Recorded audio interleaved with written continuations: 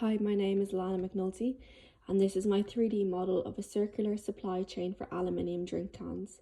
I built it entirely from recycled materials, and I'm going to walk you through each stage and explain how the loop works from start to finish.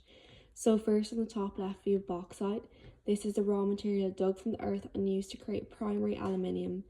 In a traditional linear supply chain, this would be our main source of aluminium. But in a circular system like this one, we want to reduce our dependence on bauxite.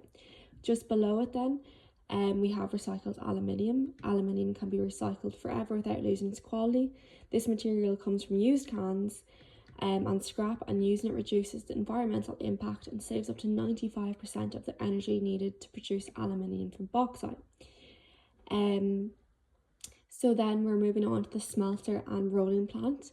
So both the virgin bauxite and the recycled aluminium flow into the smelter and the rolling plant. This is where the aluminium is melted, purified, and rolled into new aluminium sheets.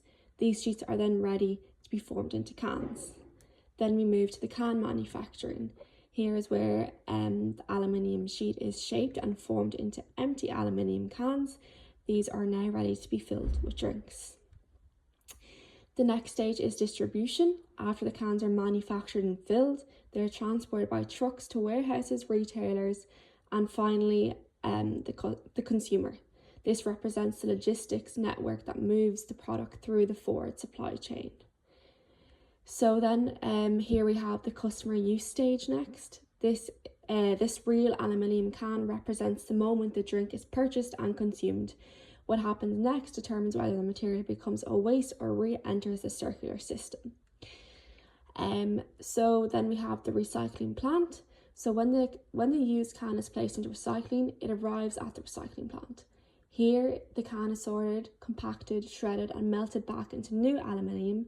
This recycled aluminium is then ready to go right back into production. So this is what makes the system circular. Instead of ending up as waste, the used can becomes recycled aluminium, which goes directly back into the smelter. From there, it becomes a new sheet, new cans, and the cycle continues again and again. Aluminium is definitely recyclable, so this loop can repeat endlessly.